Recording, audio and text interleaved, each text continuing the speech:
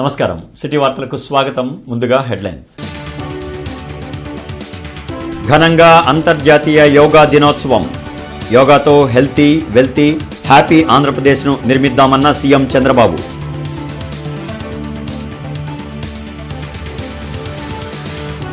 రెండేళ్లలో ఏం చేశామో పుస్తకం వేసి మరీ చర్చకు రమ్మంటున్నాం. పెదకూరుపాడు నియోజకవర్గంలో ఉత్సాహంగా విజయోత్సవ సభ. పాల్గొన్న కేంద్ర మంత్రులు రామ్మోహన్ నాయుడు, పెమ్మసాని. ఆరోగ్యవంతమైన సమాజ నిర్మాణానికి యోగానే పునాది. యోగా దినోత్సవ వేడుకల్లో కేంద్ర సహాయ మంత్రి పెమ్మసాని వెల్లడి.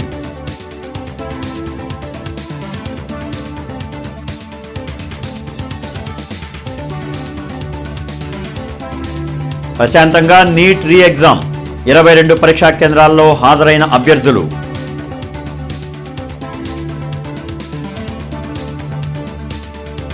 ఇంటర్నెట్ చరిత్రలో సంచలనం సిటీ బ్రాడ్బ్యాండ్. ఇప్పుడు ఇంటింటికి ఇంటర్నెట్, సిటీ నుంచి గ్రామం వరకు అదే స్పీడ్. మీరు ఈ రోజే సిటీ బ్రాడ్బ్యాండ్ కుటుంబంలో చేరండి. అత్యున్నత స్థాయి కార్పొరేట్ వైద్య సేవలు ఇప్పుడు అందరికీ అందుబాటులో. అత్యాధునిక పరికరాలతో అత్యున్నత స్థాయి వైద్య సేవలు అందిస్తున్న హాస్పిటల్ ఆంధ్ర ప్రైమ్ హాస్పిటల్. 25 సంవత్సరాలుగా గౌతమి గ్రూప్ ఆఫ్ ఇన్స్టిట్యూషన్స్ వారిచే నడపబడుతున్న సంస్థ. స్థాపించిన మొదటి సంవత్సరం నుండి 95% ఫలితాలు సాధిస్తున్న విద్యా సంస్థ Shri Gautami degree and PG college. ప్రతిరోజు అరగంట వ్యాయామం, ప్రాణాయామం, మెడిటేషన్ చేస్తే హాస్పిటల్కి వెళ్లే అవసరం లేకుండా జీవించవచ్చని ముఖ్యమంత్రి చంద్రబాబు అన్నారు. విజయవాడలోని ఇందిరాగాంధీ మున్సిపల్ స్టేడియంలో అంతర్జాతీయ యోగా దినోత్సవాన్ని నిర్వహించారు.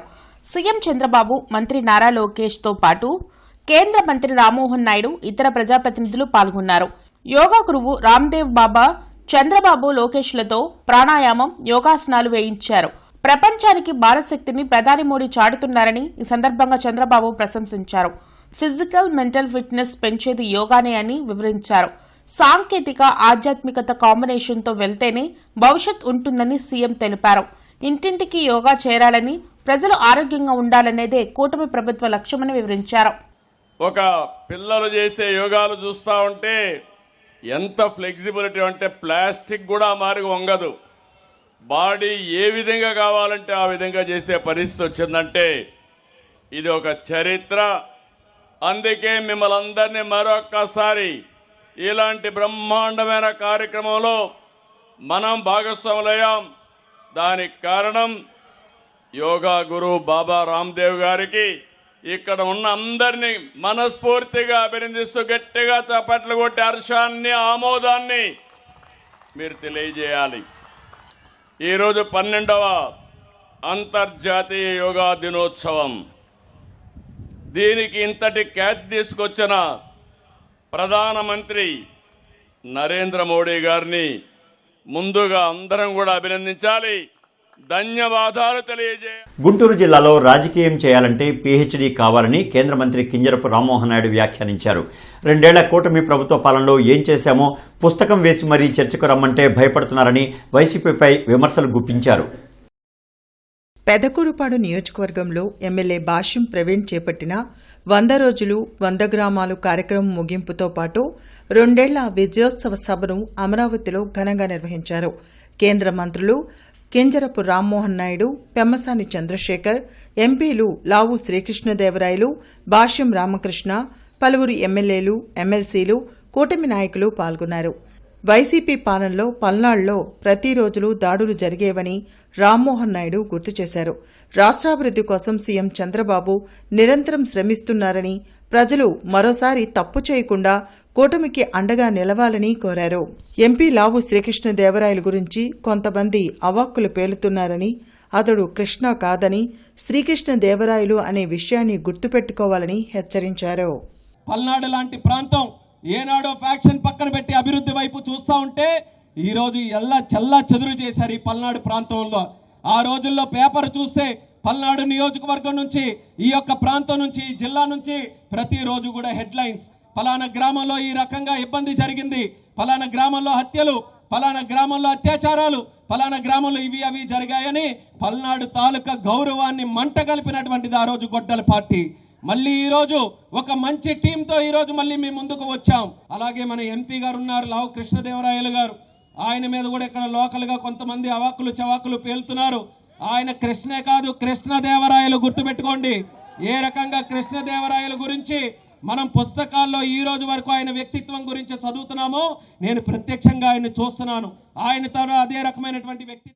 గత 5 ఏళ్లు రౌడీయిజంతో రాజకీయాలు చేసిన జగన్ రాజధాని అమరావతిని అడ్డుకోవాలని చూసి అబాసుపాలయ్యారని కేంద్ర సహాయ మంత్రి పెమ్మసాని చంద్రశేఖర్ విమర్శించారు. 100 రోజులు 100 గ్రామాలు పేరుతో వినూత్న కార్యక్రమాన్ని ఎమ్మెల్యే భాష్యం ప్రవీణ్ చేపట్టి అక్కడ సమస్యల పరిష్కారానికి కృషి చేయడం హర్షణీయమని చెప్పారు. రానున్న 3 ఏళ్లలో రాష్ట్రంలో అద్భుతమైన అభివృద్ధి జరుగుతుందన్నారు. గత 5 సంవత్సరాల జగన్మోహన్ రెడ్డి గారి పరిపాలనలో 5 సంవత్సరాల రౌడీజాన్ని వారు రాజకీయం అని చెప్పారు.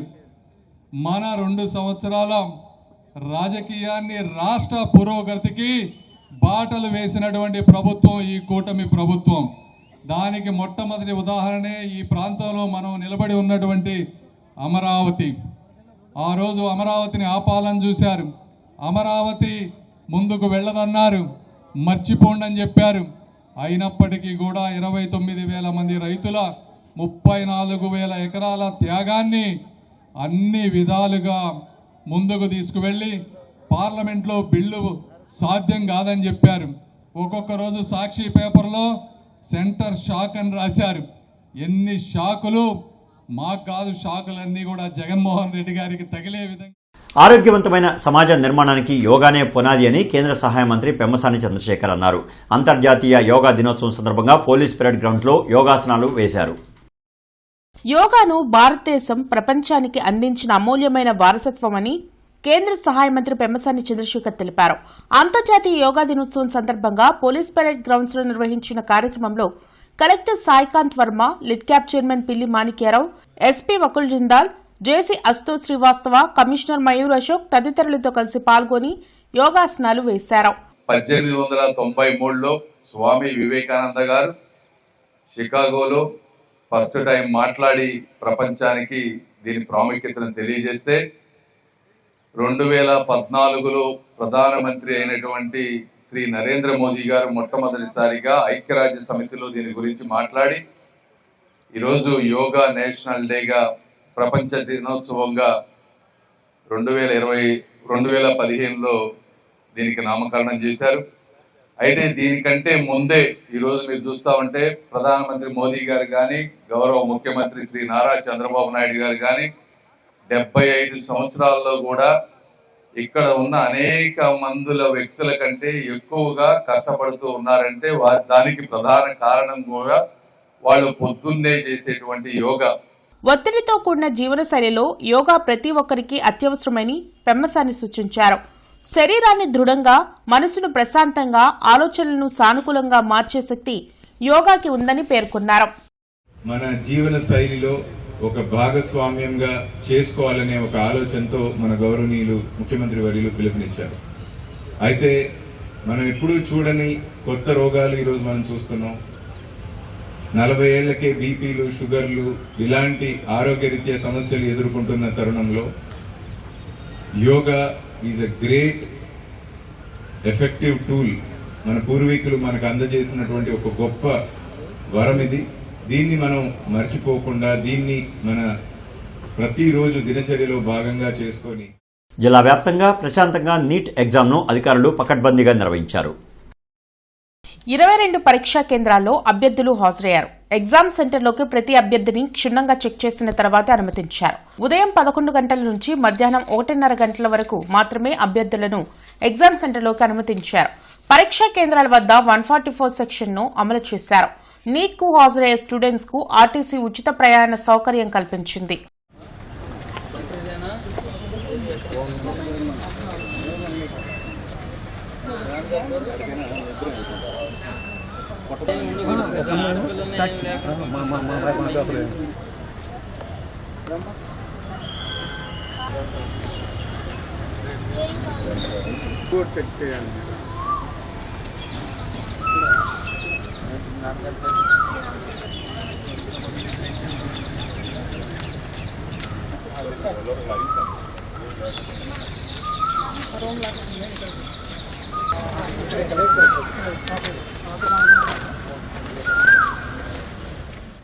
దేశంలోనే అత్యధిక సంక్షేమ కార్యక్రమాలు అమలవుతోంది ఆంధ్రప్రదేశ్లోనే అని ఎంపీలు శ్రీకృష్ణదేవరాయలు భాష్యం రామకృష్ణ పేర్కొన్నారు.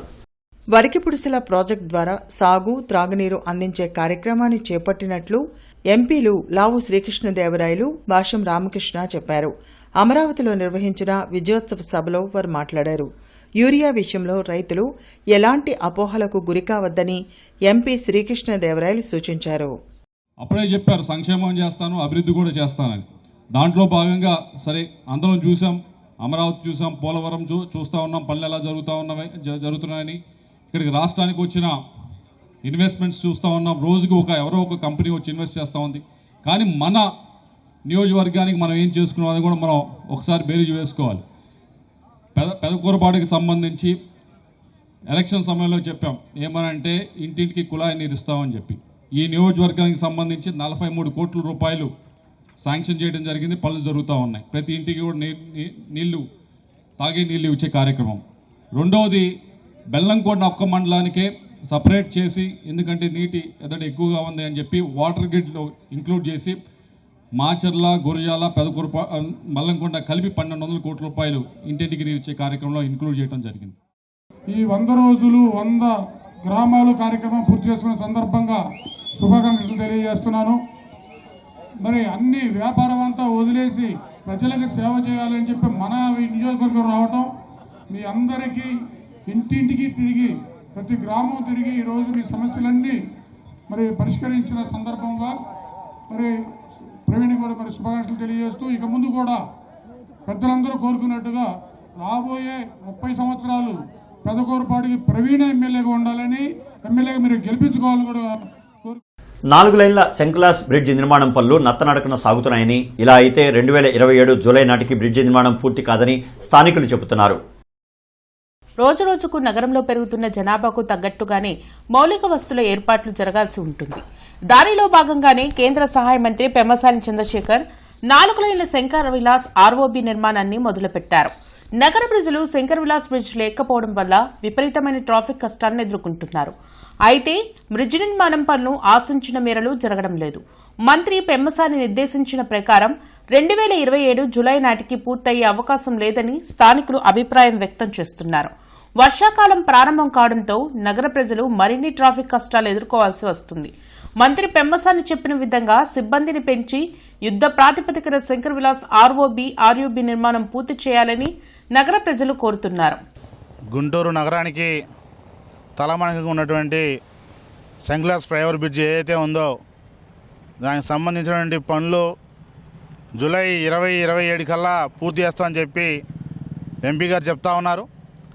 అదేవిధంగా ఎక్కువ మంది వర్కర్లను పెట్టించి బాగా స్పీడ్గా పనులు పూర్తి చేస్తామని చెప్పేసి పదే మినిస్టర్ గారు చెప్తా ఉన్నా ఇక్కడ ఆచరణలో చూసుకున్నట్లయితే అది ఎక్కడ కూడా కమ్మించడం లేదు. అదేవిధంగా ఏదైతే కేంద్ర మంత్రి వర్యులకు ఉన్నటువంటి శ్రద్ధ ఈ బ్రిడ్జిని త్వరగా పూర్తి చేసి ప్రజలకి అందుబాటులో తీసుకొని రావాలని చెప్పేసి ఆయనకు ఉన్నటువంటి ఇంట్రెస్ట్ స్థానికంగా ఉన్నటువంటి నాయకులకు కూడా, స్థానికంగా ఉన్నటువంటి ప్రజాప్రతినిధులు కూడా ఉంటే బాగుంటుందని చెప్పేసి ప్రజలను కూడా భావిస్తూ ఉన్నారు. కొద్దిగా నెమ్మదిగా సాగుతున్నాయి, అడాబుడికి సాగట్లా. మరి ఆ మంత్రి గారేమో జూలై నాటికి ఇస్తామని అంటున్నారు.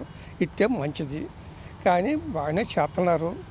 ఈ మధ్య మరి ఈ వర్కర్లు ప్రాబ్లం ఉందని చెప్తున్నారు, మనకైతే తెలియదు.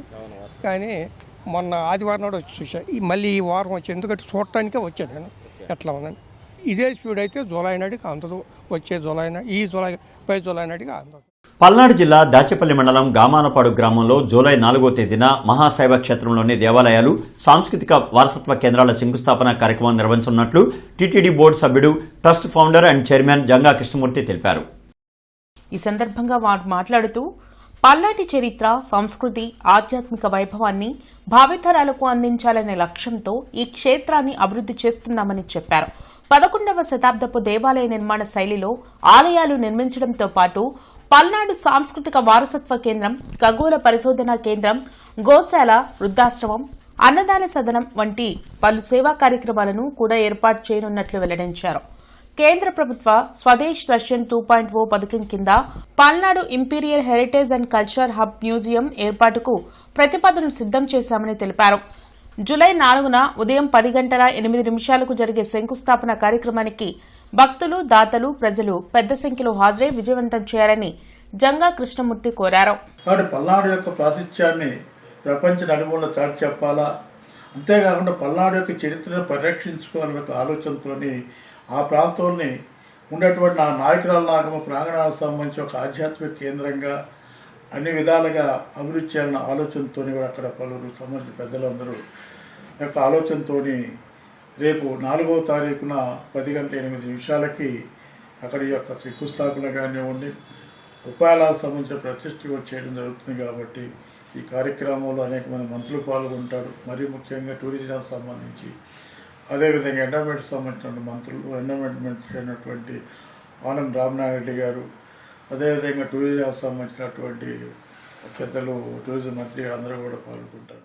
ఇంటర్నెట్ చరిత్రలో సంచలనం సిటీ బ్రాడ్బ్యాండ్. ఇప్పుడు ఇంటింటికి ఇంటర్నెట్, సిటీ నుంచి గ్రామం వరకు అదే స్పీడ్. మీరు ఈ రోజే సిటీ బ్రాడ్బ్యాండ్ కుటుంబంలో చేరండి. అత్యున్నత స్థాయి కార్పొరేట్ వైద్య సేవలు ఇప్పుడు అందరికీ అందుబాటులో. అత్యాధునిక పరికరాలతో అత్యున్నత స్థాయి వైద్య సేవలు అందిస్తున్న హాస్పిటల్ ఆంధ్ర ప్రైమ్ హాస్పిటల్. 25 సంవత్సరాలుగా గౌతమి గ్రూప్ ఆఫ్ ఇన్స్టిట్యూషన్స్ వారిచే నడపబడుతున్న సంస్థ.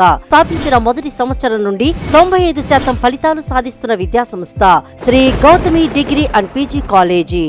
గుంటూరు రెవెన్యూ కళ్యాణ మండపంలో revenue day celebrations AP JAC Amaravati జిల్లా general secretary PA Kiran Kumar ఆధ్వర్యంలో ఘనంగా నిర్వహించారు. ఈ కార్యక్రమానికి ముఖ్య అతిథిగా ఏపీ జేఏసీ అమరావతి రాష్ట్ర చైర్మన్, రాష్ట్ర అధ్యక్షులు బొప్పరాజు వెంకటేశ్వర్లు ముఖ్య అతిథిగా హాజరై జ్యోతి ప్రజ్వలన చేసి కార్యక్రమాన్ని ప్రారంభించారు. ఈ సందర్భంగా ఆయన మాట్లాడుతూ ఆంధ్రప్రదేశ్ వ్యాప్తంగా రెవెన్యూ దినోత్సవాన్ని వైభవంగా గర్వంగా జరుపుకున్నామన్నారు. ఎన్ని సమస్యలు వచ్చినా రెవెన్యూ ఉద్యోగులు ఐకమత్యంగా ఉండడమే కాకుండా మన సమస్యల కోసం పోరాడాలని అన్నారు. జిల్లా general secretary PA Kiran Kumar మాట్లాడుతూ సమర్థవంతంగా ప్రజల అవసరాలను తీరుస్తూ కాలం మారినట్లే మన పని విధానం కూడా మారాలన్నారు. రెవెన్యూ ఉద్యోగులు చిత్తశుద్ది, సేవాభావంతో ప్రజల విశ్వాసాన్ని గెలుచుకోవాలని ఆయన అన్నారు. ఈ కార్యక్రమంలో రిటైర్డ్ ఆర్డీఓ ఇస్మాయిల్, తెనాలి తహసీల్దార్ Gopalakrishna, AP revenue association joint secretary Rajesh, state VRO ప్రధాన కార్యదర్శి అనుపమ, ఆంధ్రప్రదేశ్ గ్రామ రెవెన్యూ సహాయకుల సంఘం రాష్ట్ర అధ్యక్షులు గరికపాటి బ్రహ్మయ్య, జిల్లా ప్రధాన కార్యదర్శి వెంకట్రావు తదితరులు పాల్గొన్నారు. మనం ఎంతవరకు ఏది చేస్తే మనం చేయగలుగుతాము, ఎలా చేస్తే ఉంటామో స్పృహతో కూర్చొని ఉద్యోగాలు చేయాలి. కానీ వాడు ఇంటి తెచ్చిపోస్తున్నాడా, ఇంకేమైనా తెచ్చిపోస్తున్నాడో కూడా చూడలేని పరిస్థితుల్లో మనం సీట్లో ఉద్యోగం చేసేది కాదు. రాబోయే రోజుల్లో కదలండి, అన్నిటికీ సమయం ఇచ్చుకోవాల్సిందే. దేనికి దానికి డిఆర్ఓ గారు చెప్పింది 100% కరెక్ట్. ప్రాధాన్యత ఇచ్చుకోండి. ఇది పోతున్నాం కాబట్టి రెవెన్యూ డేకి అవసరం లేదు, కుదరదు. రెవెన్యూ డే జరగాల్సిందే. బయటకు ఏదైనా నాయకత్వం పిలుపునిస్తే కిరణ్ దానికి రావాల్సిందే. అన్నీ నడవాలి, ఆ చాకచక్యం ఉండాలి. ఇదివరకులాగా కాదు. ప్రభుత్వ ఉద్యోగం అయితే నిద్రపోతుంటాడని బొమ్మలు వేసేవాళ్ళు, ఇప్పుడు లేదు. అవన్నీ ఏం కుదరదు. ఇప్పుడు చాలా మారిపోయినటువంటి పరిస్థితులు, మారిపోయిన రోజులు. ప్రైవేట్లో ఎట్లాగైతే ఒక 10 ఏళ్ళు వాడు పనికొస్తే ఉంచుతారు, వాళ్ళు సరుకు తగ్గితే మళ్ళా డబ్బులు ఇచ్చి పంపిస్తారు. ఆ పరిస్థితులు రాబోతున్నాయి. దంత సమస్యలు, నూతన వైద్య విధానం అనే అంశంపై అవగాహన సంస్థ కార్యాలయంలో ఆరోగ్య సభ జరిగింది. అరండల్పేటలోని అవగాహన సంస్థ కార్యాలయం జరిగిన ఆరోగ్య సభలో ప్రముఖ దంత వైద్యులు డాక్టర్ డి ప్రియాంకారెడ్డి ప్రసంగించారు. ప్రతి ఒక్కరూ తమ దంతాలను పరిశుభ్రంగా ఉంచుకోవాలని సూచించారు. పంటిపై గార పట్టినప్పుడు దాని వలన చిగుళ్లు దెబ్బతినే అవకాశం ఉందన్నారు. దంత సమస్యలు ఏమైనా ఉంటే తప్పనిసరిగా వైద్యుని సంప్రదించి చికిత్స తీసుకోవాలని సూచించారు. ఈ కార్యక్రమంలో సిరిసపల్లి కృష్ణారావు, సాయిరాం, జయశ్రీదేవి తదితరులు పాల్గొన్నారు. ఇప్పుడున్న టెక్నాలజీ ప్రకారం మీకు soft brushes, ultra soft brushes అనేవి వచ్చాయి. సో మీరు పళ్ళ కండిషన్ని బట్టి మీరు ఏ బ్రష్ వాడాలనేది మీ డెంటిస్ట్ సజెస్ట్ చేస్తారు. సో నీమ్ స్టిక్స్ వల్ల ఏమవుతుంది అంటే టూత్ అబ్రేషన్స్ వస్తాయి. చాలా కేసెస్లో మేము టూత్ అబ్రేషన్ కేసెస్ చూసాము. అది ఎక్సెసివ్గా బ్రష్ చేయడం వల్ల పైన ఉన్న ఎనామెల్ పొర అరిగిపోతుంది. సర్వైకల్ అబ్రేషన్ అంటారు. చిగురికి పంటికి దగ్గర ఉన్న ఎనామెల్ అరిగిపోతుంది. సర్వైకల్ అబ్రేషన్ కేసెస్ కేసులో ఏమవుతుంది అంటే పేషెంట్కి సెన్సిటివిటీ ఎక్కువైపోతుంది. మీ పళ్ళ కండిషన్ ఎలా ఉందో ఒకసారి డెంటిస్ట్ చెక్ చేసి ఒకవేళ గ్యాప్స్ ఏమన్నా ఉన్నాయా, ఇప్పుడు పెట్టిన క్యాప్కి పంటికి చిగురికి మధ్యలో గ్యాప్స్ ఫామ్ అయ్యి ఏమన్నా ఫుడ్ ఇరుక్కుంటుందా అనేది చెక్ చేసుకోవాలి.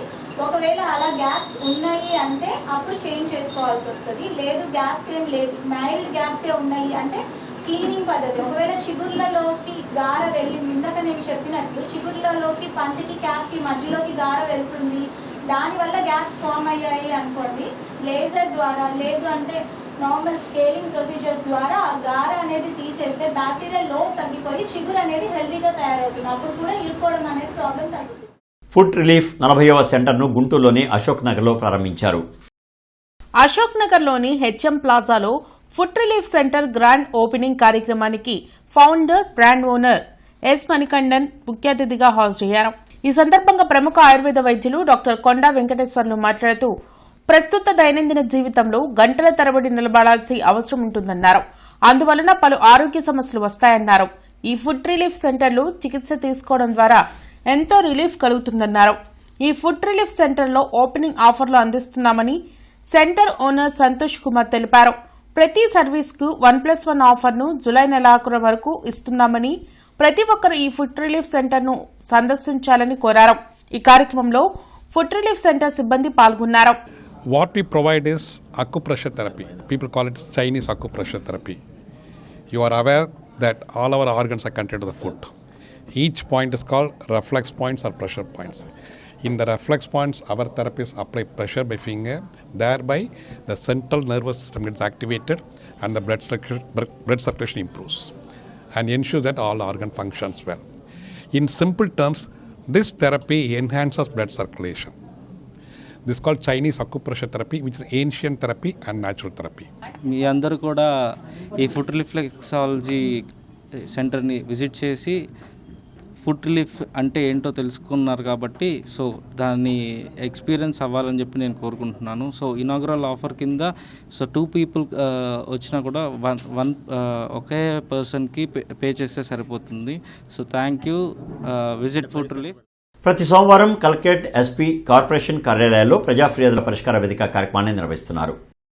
ప్రజలు తమ సమస్యలను అధికారుల దృష్టికి తీసుకువెళ్లి వాటిని పరిష్కరించుకోవాలని ఉన్నతాధికారులు సూచించారు. కార్పొరేషన్ కార్యాలయంలో CGRS జరగనుంది. జిల్లా, నియోజకవర్గ, మండల స్థాయిలో ఈ ప్రజా ఫిర్యాదుల పరిష్కార వేదిక కార్యక్రమం నిర్వహించనున్నారు. ప్రజలు తమ అర్జీలను meekosom.ap.gov.in కూడా నమోదు చేసుకోవచ్చని కలెక్టర్ సాయికాంత్ వర్మ సూచించారు. ఫిర్యాదుల స్టేటస్ను 1100కు కాల్ చేసి తెలుసుకునే అవకాశం ఉందన్నారు. అలాగే రెవెన్యూ సమస్యల పరిష్కారం కోసం రెవెన్యూ క్లినిక్లను సద్వినియోగం చేసుకోవాలని పేర్కొన్నారు. అంతర్జాతీయ యోగా దినోత్సవం సందర్భంగా రాష్ట్ర ప్రభుత్వం ప్రతిష్టాత్మకంగా నిర్వహిస్తున్న యోగాంధ్ర గుంటూరు జిల్లా జైల్లో ఘనంగా జరిగింది. 200 మంది ఖైదీలు, 60 మంది జైలు సిబ్బంది పాల్గొన్నారు. యోగా తమలో ఆత్మవిశ్వాసం పెంచిందని ఖైదీలు తెలిపారు. ఈ కార్యక్రమంలో జిల్లా జైలు సూపరింటెండెంట్ ఏబీ కాంతరాజ్, జైలర్లు హెచ్ కిరణ్, వై శ్రావణ్ కుమార్ పాల్గొన్నారు. వార్తలు ముగించే ముందు ముఖ్యాంశాలు మరొకసారి. ఘనంగా అంతర్జాతీయ యోగా దినోత్సవం. యోగాతో హెల్తీ, వెల్తీ, హ్యాపీ ఆంధ్రప్రదేశ్ను నిర్మిద్దామన్న సీఎం చంద్రబాబు.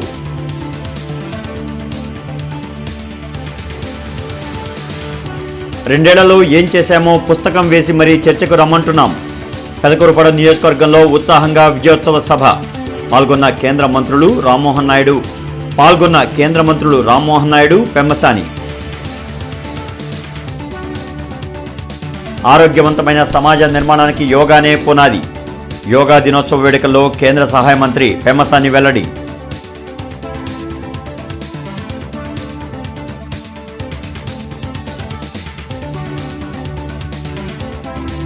ప్రశాంతంగా నీట్ రీ ఎగ్జామ్.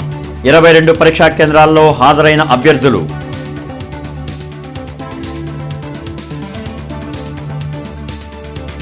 ఇక ఈ వార్తలు ఇంతటితో సమాప్తం. నమస్కారం.